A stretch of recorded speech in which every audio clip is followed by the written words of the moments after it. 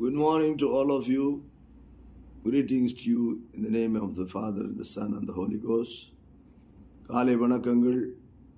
பிதா குமாரன் பரிசுத்தாவின் நாமத்தினாலே உங்களை ஆசீர்வதிக்கிறேன். இந்த நாளின் அனுதின தியானத்திற்காக எடுத்துக்கொண்ட பகுதி ஏசாயா தீர்க்கதரிசன புஸ்தகம் 62ஆம் அதிகாரம் 4ஆம் வசனம். Today's devotional passage is taken from Isaiah 62 verse 4. I read, நான் வாசிக்கிறேன். நீ இனி கைவிடப்பட்டவள் என எண்ணப்படாமலும் உன் தேசம் இனி பாழான தேசம் எனப்படாமலும் நீ எப்சிபா என்றும் உன் தேசம் பியூலா என்றும் சொல்லப்படும். கர்த்தர் உன்மேல் பிரியமாயிருக்கிறார், உன் தேசம் வாழ்க்கைப்படும்.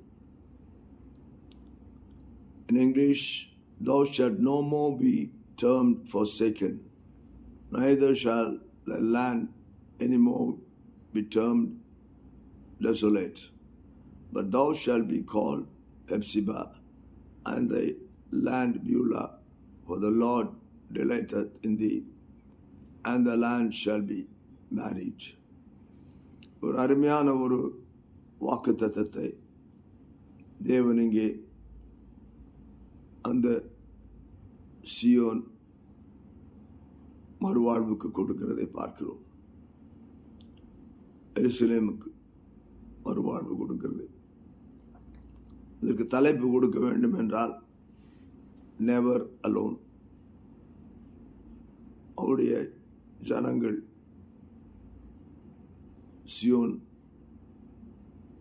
மக்கள் அவர்கள் எப்பொழுதும் தனியாய் இருப்பதில்லை.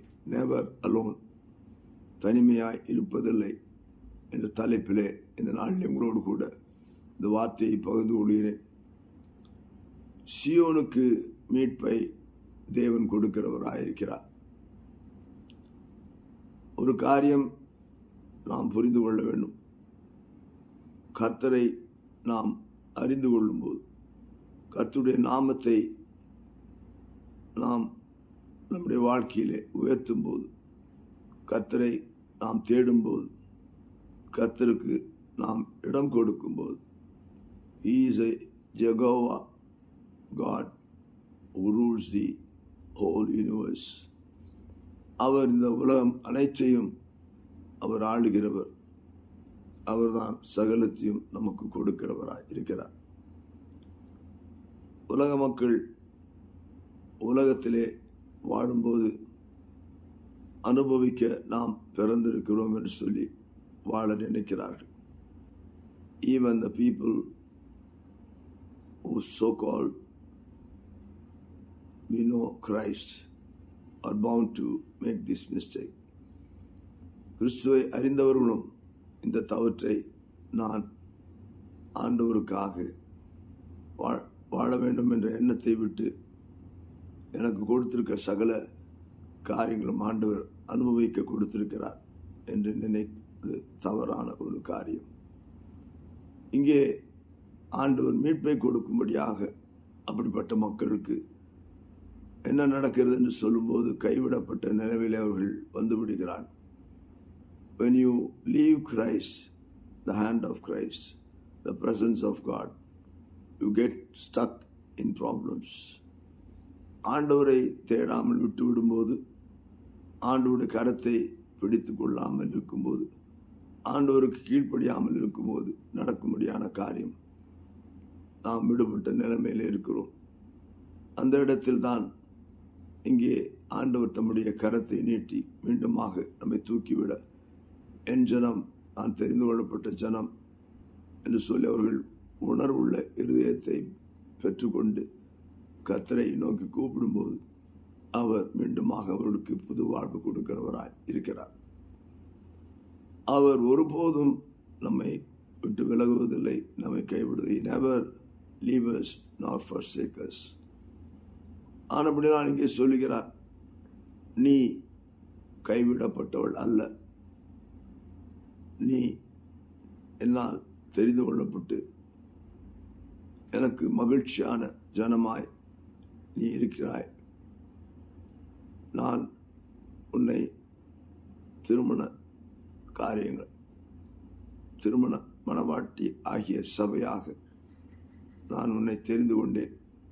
நீ தனிமையாக இருப்பதில்லை, நான் உன்னோடு கூட இருக்கேன், நான் மணவாளன் என்று சொல்லி இங்கே ஹெப்சிபா எனக்கு பிரியமானவள், பியூலா நான் உன்னோடு கூட மணவாளனாக இணைக்கப்பட்டிருக்கிறேன் என்று சொல்கிறார்.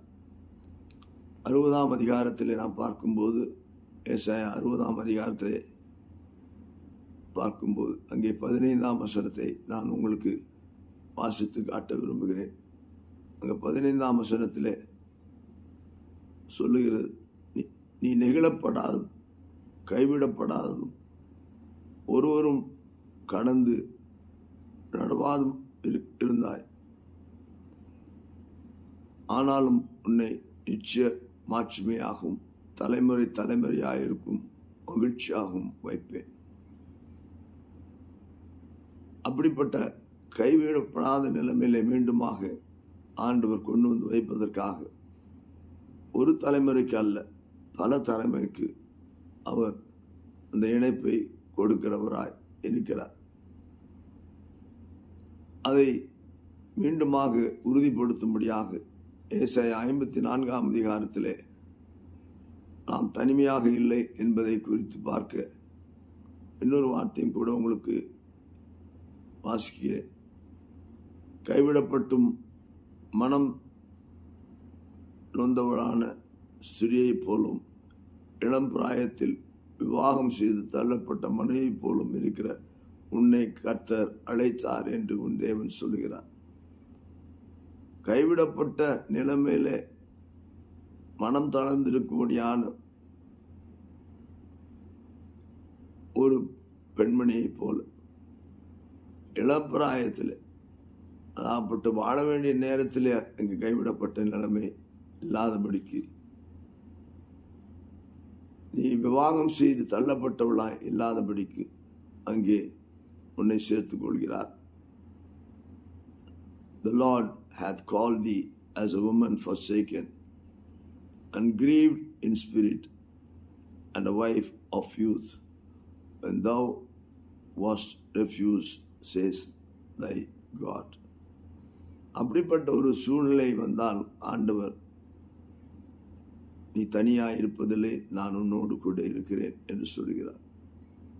நன்றாக புரிந்து கொள்ள வேண்டும், நாம் கைவிடப்பட்டவர்கள் அல்ல. ஓசியாவிலே நாம் வாசிக்கும்போது அங்கே 2ஆம் அதிகாரம் 19ஆம் வசனத்தை நான் உங்களுக்கு வாசித்து காட்ட விரும்புகிறேன். Hosea chapter 2 words 19, 19ஆம் வசனம் இப்படியாக சொல்கிறது, நித்திய விவாகத்துக்கென்று உன்னை எனக்கு நியமித்துக் கொள்ளுவேன், நீதியும் நியாயமும் கிருபையும் உருக்க இறக்கவுமாய் உன்னை எனக்கு நியமித்துக் கொள்ளுவேன்.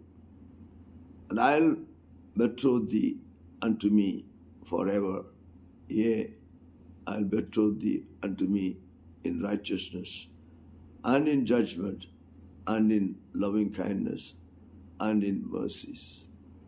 ஆண்டவர் அப்படியாக அவர் நம்மை சேர்த்துக் கொள்கிறார். அன்போடும் நீதியோடும் அங்கே நியாயத்தோடும் அவர் நம்மை அங்கே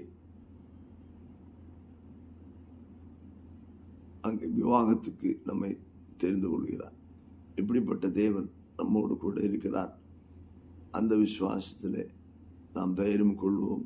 கர்த்தர் உங்களோடு கூட இருப்பாராக. ஆமேன், ஆமேன், ஆமேன். Good morning to all of you. Greetings to you in the name of the Father and the Son and the Holy Ghost. காலை வணக்கங்கள். பிதா குமாரன் பரிசுத்தாவின் நாமத்தினாலே உங்களை ஆசீர்வதிக்கிறேன். இந்த நாளின் அனுதின தியானத்திற்காக எடுத்துக்கொண்ட பகுதி ஏசாயா தீர்க்கதரிசன புஸ்தகம் 62ஆம் அதிகாரம் 4 Today's devotional passage is taken from Isaiah 62 verse 4. I read, நான் வாசிக்கிறேன். நீ இனி கைவிடப்பட்டவள் என எனப்படாமலும் உன் தேசம் இனி பாழான தேசம் எனப்படாமலும் நீ எப்சிபா என்றும் உன் தேசம் பியூலா என்றும் சொல்லப்படும். கர்த்தர் உன்மேல் பிரியமாயிருக்கிறார், உன் தேசம் வாழ்க்கைப்படும். In English, thou shalt no more be termed forsaken, neither shall the land any more be termed desolate, but thou shalt be called Hephzibah, and thy land Beulah, for the Lord delighteth in thee, and the land shall be married. ஒரு அருமையான ஒரு வாக்குத்தத்தத்தை தேவன் இங்கே அந்த Zion மறுவாழ்வுக்கு கொடுக்கிறதை பார்க்கிறோம். எருசலேமுக்கு மறுவாழ்வு கொடுக்கிறது. இதற்கு தலைப்பு கொடுக்க வேண்டும் என்றால் நெவர் அலோன். அவருடைய ஜனங்கள் சியோன் மக்கள் அவர்கள் எப்பொழுதும் தனியாய் இருப்பதில்லை. நெவர் அலோன், தனிமையாய் இருப்பதில்லை என்ற தலைப்பிலே இந்த நாளில் உங்களோடு கூட இந்த வார்த்தையை பகிர்ந்து கொள்கிறேன். சியோனுக்கு மீட்பை தேவன் கொடுக்கிறவராயிருக்கிறார். ஒரு காரியம் நாம் புரிந்து கொள்ள வேண்டும். கர்த்தரை நாம் அறிந்து கொள்ளும்போது, கர்த்தருடைய நாமத்தை நாம் நம்முடைய வாழ்க்கையிலே உயர்த்தும் போது, கர்த்தரை நாம் தேடும்போது, கர்த்தருக்கு நாம் இடம் கொடுக்கும்போது, He is a Jehovah God who rules the whole universe. அவர் இந்த உலகம் அனைத்தையும் அவர் ஆளுகிறவர். அவர்தான் சகலத்தையும் நமக்கு கொடுக்கிறவராய் இருக்கிறார். உலக மக்கள் உலகத்திலே வாழும்போது அனுபவிக்க நாம் பிறந்திருக்கிறோம் என்று சொல்லி வாழ நினைக்கிறார்கள். Even the people who so-called we know Christ are bound to make this mistake. கிறிஸ்துவை அறிந்தவர்களும் இந்த தவற்றை நான் ஆண்டவருக்காக வாழ வேண்டும் என்ற எண்ணத்தை விட்டு எனக்கு கொடுத்திருக்க சகல காரியங்களும் ஆண்டவர் அனுபவிக்க கொடுத்திருக்கிறார் என்று நினைப்பது தவறான ஒரு காரியம். இங்கே ஆண்டவர் மீட்பை கொடுக்கும்படியாக அப்படிப்பட்ட மக்களுக்கு என்ன நடக்கிறது என்று சொல்லும்போது கைவிடப்பட்ட நிலையில் அவர்கள் வந்து விடுகிறார்கள். When you leave Christ, the hand of Christ, the presence of God, you get stuck in problems. ஆண்டவரை தேடாமல் விட்டு விடும்போது, ஆண்டவருடைய கரத்தை பிடித்து கொள்ளாமல் இருக்கும்போது, ஆண்டவருக்கு கீழ்ப்படியாமல் இருக்கும்போது நடக்கும்படியான காரியம் நாம் விடுபட்ட நிலைமையில் இருக்கிறோம். அந்த இடத்தில் தான் இங்கே ஆண்டவர் தம்முடைய கரத்தை நீட்டி மீண்டுமாக நம்மை தூக்கிவிட, என் ஜனம் நான் தெரிந்து கொள்ளப்பட்ட ஜனம் என்று சொல்லி அவர்கள் உணர்வுள்ள இருதயத்தை பெற்றுக்கொண்டு கர்த்தரை நோக்கி கூப்பிடும்போது அவர் மீண்டுமாக அவர்களுக்கு புது வாழ்வு கொடுக்கிறவராய் இருக்கிறார். அவர் ஒருபோதும் நம்மை விட்டு விலகுவதில்லை, நம்மை கைவிடுவதில்லை. Never leave us nor forsake us.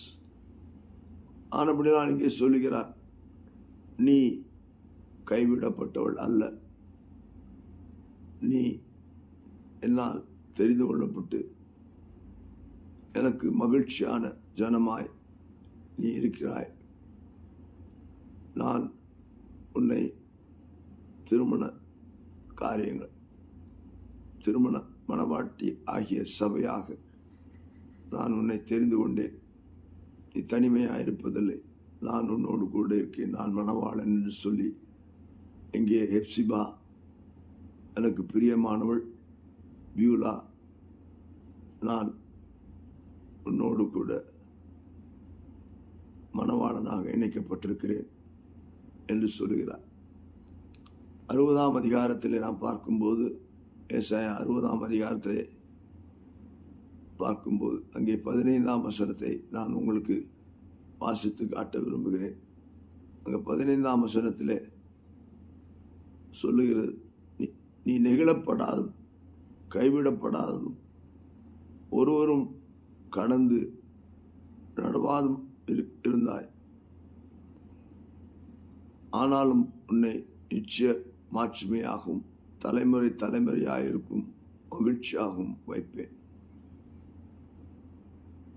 அப்படிப்பட்ட கைவிடப்படாத நிலைமையிலே மீண்டுமாக ஆண்டவர் கொண்டு வந்து வைப்பதற்காக ஒரு தலைமுறைக்கு அல்ல, பல தலைமுறைக்கு அவர் அந்த இணைப்பை கொடுக்கிறவராய் இருக்கிறார்.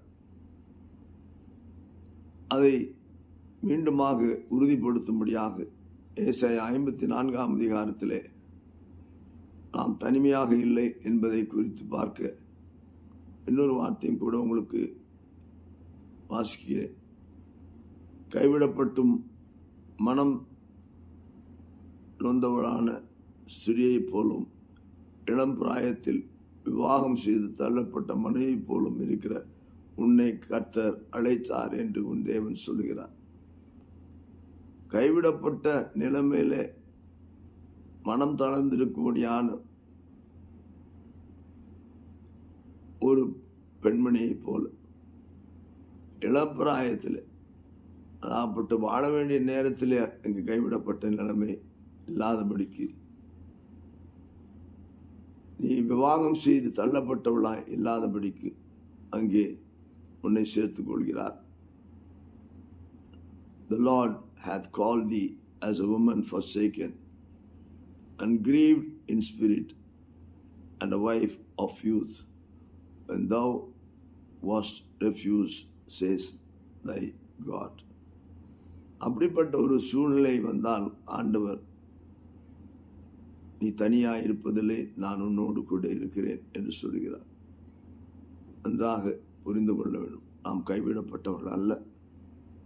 ஓசியாவிலே நாம் வாசிக்கும்போது அங்கே 2ஆம் அதிகாரம் 19ஆம் வசனத்தை நான் உங்களுக்கு வாசித்து காட்ட விரும்புகிறேன். Hosea chapter 2 words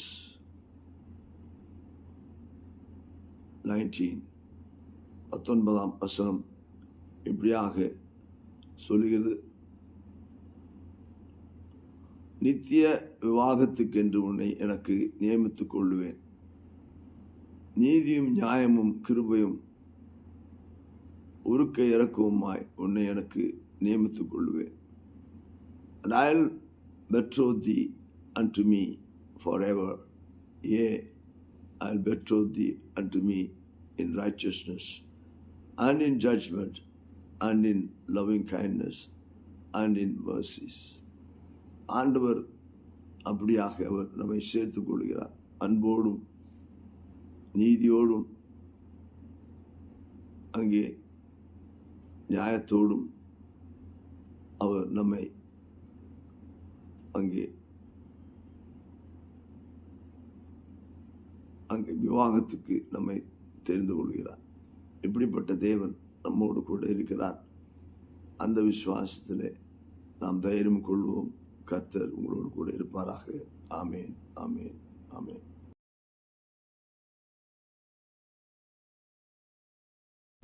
Good morning to all of you. Greetings to you in the name of the Father and the Son and the Holy Ghost. காலை வணக்கங்கள். பிதா குமாரன் பரிசுத்தாவின் நாமத்தினாலே உங்களை ஆசீர்வதிக்கிறேன். இந்த நாளின் அனுதின தியானத்திற்காக எடுத்துக்கொண்ட பகுதி ஏசாயா தீர்க்கதரிசன புஸ்தகம் 62ஆம் அதிகாரம் 4ஆம் வசனம். Today's devotional passage is taken from Isaiah 62 verse 4. I read, நான் வாசிக்கிறேன். நீ இனி கைவிடப்பட்டவள் என எண்ணப்படாமலும், தேசம் இனி பாழான தேசம் எனப்படாமலும் நீ எப்சிபா என்றும் உன் தேசம் பியூலா என்றும் சொல்லப்படும். கர்த்தர் உன்மேல் பிரியமாயிருக்கிறார், உன் தேசம் வாழ்க்கைப்படும். In English, thou shalt no more be termed forsaken, neither shall the land any more be termed desolate, but thou shalt be called Hephzibah, and the land Beulah, for the Lord delighteth in thee, and the land shall be married. ஒரு அருமையான ஒரு வாக்குத்தத்தத்தை தேவன் இங்கே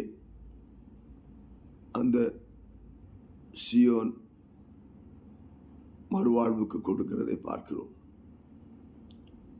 எருசலேமுக்கு மறுவாழ்வு கொடுக்கிறது. இதற்கு தலைப்பு கொடுக்க வேண்டும் என்றால் நெவர் அலோன். அவருடைய ஜனங்கள் சியோன் மக்கள் அவர்கள் எப்பொழுதும் தனியாய் இருப்பதில்லை.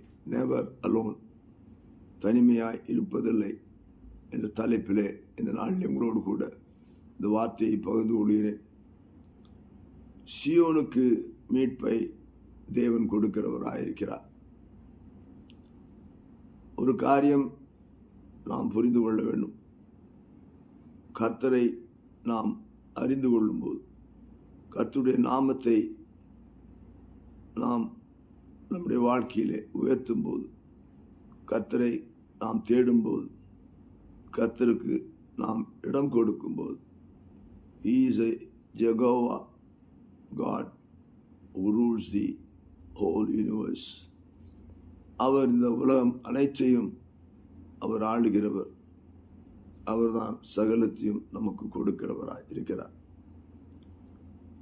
உலக மக்கள் உலகத்திலே வாழும்போது அனுபவிக்க நாம் பிறந்திருக்கிறோம் என்று சொல்லி வாழ நினைக்கிறார்கள்.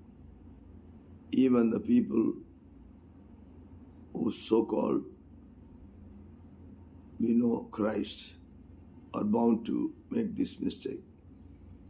கிறிஸ்துவை அறிந்தவர்களும் இந்த தவற்றை நான் ஆண்டவருக்காக வாழ வேண்டும் என்ற எண்ணத்தை விட்டு எனக்கு கொடுத்திருக்க சகல காரியங்களும் ஆண்டவர் அனுபவிக்க கொடுத்திருக்கிறார் என்று நினைப்பது தவறான ஒரு காரியம். இங்கே ஆண்டவர் மீட்பை கொடுக்கும்படியாக அப்படிப்பட்ட மக்களுக்கு என்ன நடக்கிறது என்று சொல்லும்போது கைவிடப்பட்ட நிலையில் அவர்கள் வந்து விடுகிறார்கள். When you leave Christ, the hand of Christ, the presence of God, you get stuck in problems. ஆண்டவரை தேடாமல் விட்டு விடும்போது, ஆண்டவருடைய கரத்தை பிடித்து கொள்ளாமல் இருக்கும்போது, ஆண்டவருக்கு கீழ்ப்படியாமல் இருக்கும்போது நடக்கும்படியான காரியம் நாம் விடுபட்ட நிலைமையில் இருக்கிறோம். அந்த இடத்தில் தான் இங்கே ஆண்டவர் தம்முடைய கரத்தை நீட்டி மீண்டுமாக நம்மை தூக்கிவிட, என் ஜனம் நான் தெரிந்து கொள்ளப்பட்ட ஜனம் என்று சொல்லி அவர்கள் உணர்வுள்ள இருதயத்தை பெற்றுக்கொண்டு கர்த்தரை நோக்கி கூப்பிடும்போது அவர் மீண்டுமாக அவர்களுக்கு புது வாழ்வு கொடுக்கிறவராய் இருக்கிறார். அவர் ஒருபோதும் நம்மை விட்டு விலகுவதில்லை, நம்மை கைவிடுவதில்லை. Never leave us nor forsake us. ஆனபடிதான் இங்கே சொல்லுகிறார், நீ கைவிடப்பட்டவள் அல்ல, நீ என்னால் தெரிந்து கொள்ளப்பட்டு எனக்கு மகிழ்ச்சியான ஜனமாய் நீ இருக்கிறாய். நான் உன்னை திருமண காரியங்கள், திருமண மணவாட்டி ஆகிய சபையாக நான் உன்னை தெரிந்து கொண்டேன். நீ தனிமையாக இருப்பதில்லை, நான் உன்னோடு கூட இருக்கேன், நான் மணவாளன் என்று சொல்லி இங்கே ஹெப்சிபா எனக்கு பிரியமானவள், பியூலா நான் உன்னோடு கூட மணவாளனாக இணைக்கப்பட்டிருக்கிறேன் என்று சொல்கிறார். 60ஆம் அதிகாரத்தில் நாம் பார்க்கும்போது, ஏசாயா 60ஆம் அதிகாரத்தை பார்க்கும்போது அங்கே 15ஆம் வசனத்தை நான் உங்களுக்கு வாசித்து காட்ட விரும்புகிறேன். அங்கே 15ஆம் வசனத்தில் சொல்லுகிறது, நீ நெகிழப்படாததும் கைவிடப்படாததும் ஒருவரும் கடந்து நடவாதும் இருந்தாய். ஆனாலும் உன்னை நிச்சய மாட்சிமையாகவும் தலைமுறை தலைமுறையாயிருக்கும் மகிழ்ச்சியாகவும் வைப்பேன். அப்படிப்பட்ட கைவிடப்படாத நிலைமையிலே மீண்டுமாக ஆண்டவர் கொண்டு வந்து வைப்பதற்காக ஒரு தலைமுறைக்கு அல்ல, பல தலைமுறைக்கு அவர் அந்த இணைப்பை கொடுக்கிறவராய் இருக்கிறார். அதை மீண்டுமாக உறுதிப்படுத்தும்படியாக ஏசாயா 54ஆம் அதிகாரத்திலே நாம் தனிமையாக இல்லை என்பதை குறித்து பார்க்க இன்னொரு வார்த்தையும் கூட உங்களுக்கு வாசிக்கிறேன். கைவிடப்பட்டும் மனம் நொந்தவளான ஸ்திரியைப் போலும் இளம் பிராயத்தில் விவாகம் செய்து தள்ளப்பட்ட மனைவி போலும் இருக்கிற உன்னை கர்த்தர் அழைத்தார் என்று உன் தேவன் சொல்கிறார். கைவிடப்பட்ட நிலைமையிலே மனம் தளர்ந்திருக்கும்படியான ஒரு பெண்மணியைப் போல இளப்பிராயத்தில் அதாப்பட்டு வாழ வேண்டிய நேரத்திலே அங்கு கைவிடப்பட்ட நிலைமை இல்லாதபடிக்கு நீ விவாகம் செய்து தள்ளப்பட்டவளாய் இல்லாதபடிக்கு அங்கே உன்னை சேர்த்துக் கொள்கிறார். The Lord hath called thee as a woman forsaken and grieved in spirit, and a wife of youth, when thou wast refused, says thy God. அப்படிப்பட்ட ஒரு சூழ்நிலை வந்தால் ஆண்டவர், நீ தனியாக இருப்பதிலே நான் உன்னோடு கூட இருக்கிறேன் என்று சொல்கிறார். நன்றாக புரிந்து கொள்ள வேண்டும், நாம் கைவிடப்பட்டவர்கள் அல்ல. ஓசியாவிலே நாம் வாசிக்கும்போது அங்கே 2ஆம் அதிகாரம் 19ஆம் வசனத்தை நான் உங்களுக்கு வாசித்து காட்ட விரும்புகிறேன். Hosea chapter 2 words 19 19ஆம் வசனம் இப்படியாக சொல்கிறது. நித்திய விவாகத்துக்கென்று உன்னை எனக்கு நியமித்துக் கொள்ளுவேன், நீதியும் நியாயமும் கிருபையும் உருக்க இறக்கவுமாய் உன்னை எனக்கு நியமித்துக் கொள்ளுவேன். And I'll betroth thee unto me forever, yea, I'll betroth thee unto me in righteousness and in judgment and in loving kindness and in mercies. ஆண்டவர் அப்படியாக அவர் நம்மை சேர்த்துக் கொள்கிறார். அன்போடும் நீதியோடும் அங்கே நியாயத்தோடும் அவர் நம்மை அங்கே விவாகத்துக்கு நம்மை தெரிந்து கொள்கிறார். இப்படிப்பட்ட தேவன் நம்மோடு கூட இருக்கிறார். அந்த விசுவாசத்திலே நாம் தைரியம் கொள்வோம். கர்த்தர் உங்களோடு கூட இருப்பாராக. ஆமேன், ஆமேன், ஆமேன். Good morning to all of you. Greetings to you in the name of the Father and the Son and the Holy Ghost. காலை வணக்கங்கள். பிதா குமாரன் பரிசுத்தாவின் நாமத்தினாலே உங்களை ஆசீர்வதிக்கிறேன். இந்த நாளின் அனுதின தியானத்திற்காக எடுத்துக்கொண்ட பகுதி ஏசாயா தீர்க்கதரிசன புஸ்தகம் 62ஆம் அதிகாரம் 4ஆம் வசனம். Today's devotional passage is taken from Isaiah 62 verse 4. I read, நான் வாசிக்கிறேன். நீ இனி கைவிடப்பட்டவள் என எண்ணப்படாமலும் உன் தேசம் இனி பாழான தேசம் எனப்படாமலும் நீ எப்சிபா என்றும் உன் தேசம் பியூலா என்றும் சொல்லப்படும். கர்த்தர் உன்மேல் பிரியமாயிருக்கிறார், உன் தேசம் வாழ்க்கைப்படும்.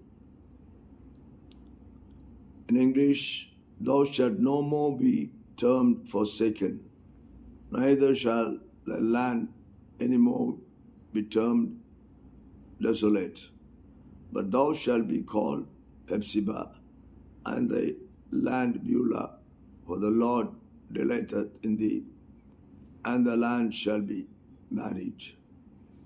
ஒரு அருமையான ஒரு வாக்குத்தத்தத்தை தேவன் இங்கே அந்த சியோன் மறுவாழ்வுக்கு கொடுக்கிறதை பார்க்கிறோம். எருசலேமுக்கு மறுவாழ்வு கொடுக்கிறது. இதற்கு தலைப்பு கொடுக்க வேண்டும் என்றால் நெவர் அலோன். அவருடைய ஜனங்கள் சியோன் மக்கள் அவர்கள் எப்பொழுதும் தனியாய் இருப்பதில்லை. நெவர் அலோன், தனிமையாய் இருப்பதில்லை என்ற தலைப்பிலே இந்த நாளில் உங்களோடு கூட இந்த வார்த்தையை பகிர்ந்து கொள்கிறேன். சியோனுக்கு மீட்பை தேவன் கொடுக்கிறவராயிருக்கிறார். ஒரு காரியம் நாம் புரிந்து கொள்ள வேண்டும். கர்த்தரை நாம் அறிந்து கொள்ளும்போது, கர்த்தருடைய நாமத்தை நாம் நம்முடைய வாழ்க்கையிலே உயர்த்தும் போது, கர்த்தரை நாம் தேடும்போது, கர்த்தருக்கு நாம் இடம் கொடுக்கும்போது, He is a Jehovah God who rules the whole universe. அவர் இந்த உலகம் அனைத்தையும் அவர் ஆளுகிறவர். அவர்தான் சகலத்தையும் நமக்கு கொடுக்கிறவராய் இருக்கிறார். உலக மக்கள் உலகத்திலே வாழும்போது அனுபவிக்க நாம் பிறந்திருக்கிறோம் என்று சொல்லி வாழ நினைக்கிறார்கள். Even the people who so-called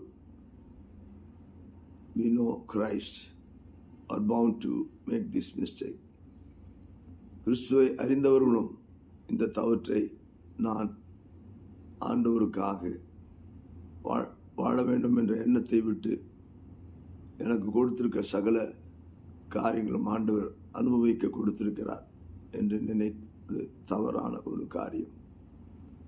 இங்கே ஆண்டவர் மீட்பை கொடுக்கும்படியாக அப்படிப்பட்ட மக்களுக்கு என்ன நடக்கிறது என்று சொல்லும்போது கைவிடப்பட்ட நிலையில் அவர்கள் வந்து விடுகிறார்.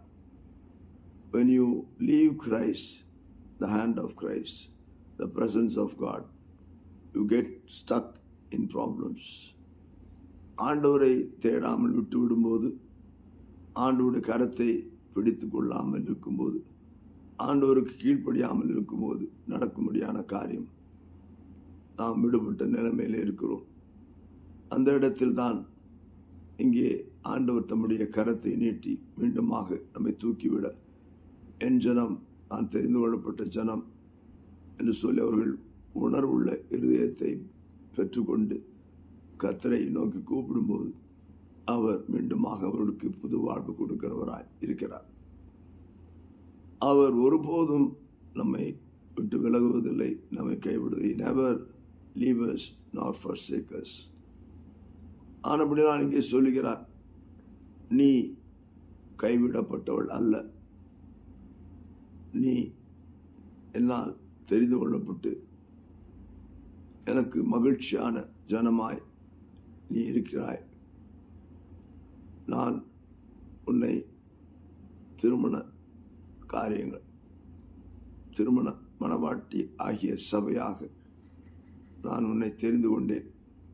நீ தனிமையாக இருப்பதில்லை, நான் உன்னோடு கூட இருக்கேன், நான் மணவாளன் என்று சொல்லி இங்கே ஹெப்சிபா எனக்கு பிரியமானவள், பியூலா நான் உன்னோடு கூட மணவாளனாக இணைக்கப்பட்டிருக்கிறேன் என்று சொல்லுகிறார். 60ஆம் அதிகாரத்திலே நாம் பார்க்கும்போது, ஏசாயா 60ஆம் அதிகாரத்திலே பார்க்கும்போது அங்கே 15ஆம் வசனத்தை நான் உங்களுக்கு வாசித்து காட்ட விரும்புகிறேன். அங்கே 15ஆம் வசனத்திலே சொல்லுகிறது, நீ நெகிழப்படாததும் கைவிடப்படாததும் ஒருவரும் கடந்து நடுவாதும் இருந்தாய். ஆனாலும் உன்னை நிச்சய மாட்சிமையாகவும் தலைமுறை தலைமுறையாயிருக்கும் மகிழ்ச்சியாகவும் வைப்பேன். அப்படிப்பட்ட கைவிடப்படாத நிலைமையிலே மீண்டுமாக ஆண்டவர் கொண்டு வந்து வைப்பதற்காக ஒரு தலைமுறைக்கு அல்ல, பல தலைமுறைக்கு அவர் அந்த இணைப்பை கொடுக்கிறவராய் இருக்கிறார். அதை மீண்டுமாக உறுதிப்படுத்தும்படியாக ஏசாயா 54ஆம் அதிகாரத்திலே நாம் தனிமையாக இல்லை என்பதை குறித்து பார்க்க இன்னொரு வார்த்தையும் கூட உங்களுக்கு வாசிக்கிறேன். கைவிடப்பட்டும் மனம் நொந்தவளான ஸ்திரியைப் போலும் இளம் பிராயத்தில் விவாகம் செய்து தள்ளப்பட்ட மனைவி போலும் இருக்கிற உன்னை கர்த்தர் அழைத்தார் என்று உன் தேவன் சொல்கிறார். கைவிடப்பட்ட நிலைமையிலே மனம் தளர்ந்திருக்கும்படியான ஒரு பெண்மணியைப் போல இளப்பிராயத்தில் அதாப்பட்டு வாழ வேண்டிய நேரத்தில் இங்கு கைவிடப்பட்ட நிலைமை இல்லாதபடிக்கு நீ விவாகம் செய்து தள்ளப்பட்டவளாய் இல்லாதபடிக்கு அங்கே உன்னை சேர்த்துக் கொள்கிறார். The Lord hath called thee as a woman forsaken and grieved in spirit, and a wife of youth, when thou wast refused, says thy God. அப்படிப்பட்ட ஒரு சூழ்நிலை வந்தால் ஆண்டவர், நீ தனியாக இருப்பதில்லை, நான் உன்னோடு கூட இருக்கிறேன் என்று சொல்கிறார். நன்றாக புரிந்து கொள்ள வேண்டும். நாம் கைவிடப்பட்டவர்கள் அல்ல. ஓசியாவிலே நாம் வாசிக்கும்போது அங்கே 2ஆம் அதிகாரம் 19ஆம் வசனத்தை நான் உங்களுக்கு வாசித்து காட்ட விரும்புகிறேன். Hosea chapter 2 words 19 19ஆம் வசனம் இப்படியாக சொல்கிறது. நித்திய விவாகத்துக்கென்று உன்னை எனக்கு நியமித்துக் கொள்ளுவேன், நீதியும் நியாயமும் கிருபையும் உருக்க இறக்கவுமாய் உன்னை எனக்கு நியமித்துக் கொள்ளுவேன். And I'll betroth thee unto me forever, yea, I'll betroth thee unto me in righteousness and in judgment and in loving kindness and in mercies. ஆண்டவர் அப்படியாக அவர் நம்மை சேர்த்துக் கொள்கிறார். அன்போடும் நீதியோடும் அங்கே நியாயத்தோடும் அவர் நம்மை அங்கே விவாகத்துக்கு நம்மை தெரிந்து கொள்கிறார். இப்படிப்பட்ட தேவன் நம்மோடு கூட இருக்கிறார். அந்த விசுவாசத்திலே நாம் தைரியம் கொள்வோம். கர்த்தர் உங்களோடு கூட இருப்பாராக. ஆமேன், ஆமேன், ஆமேன்.